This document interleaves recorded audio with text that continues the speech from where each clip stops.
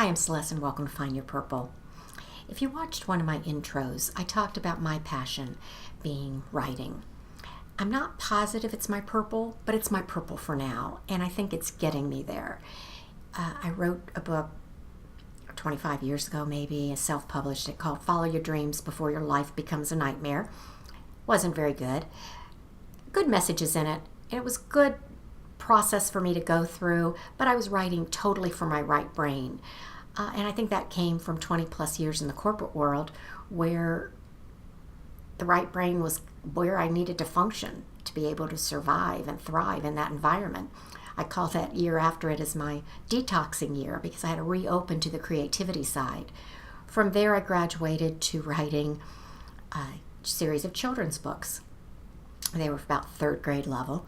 Again, not very good, much too sweet and syrupy. They're more messages maybe for adults than they are for kids.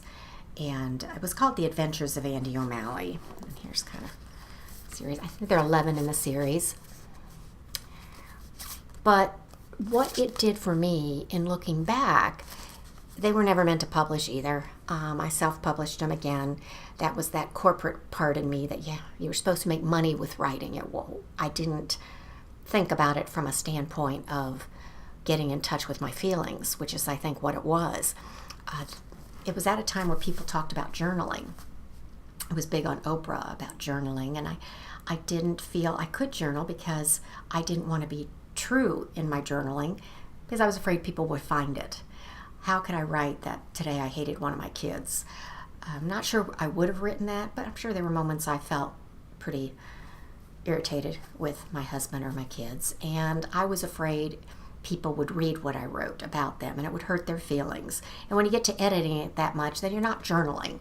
So I started writing.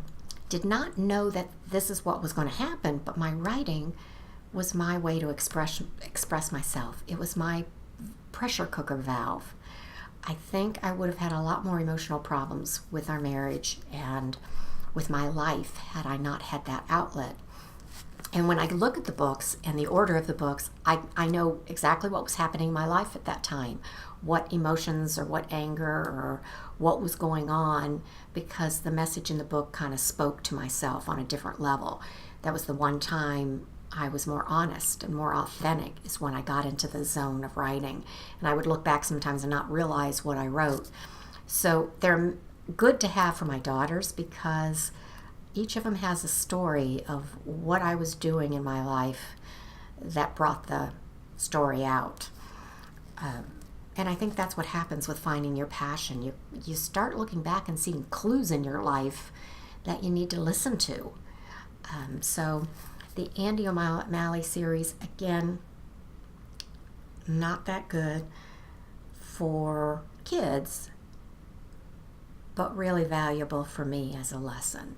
So I hope you're out there experimenting and not taking any of the steps as failures, but look at them as finding out more about yourself and more about maybe what emotions you're pushing down or what things you're enjoying more than you thought you would as you journey to finding your purple.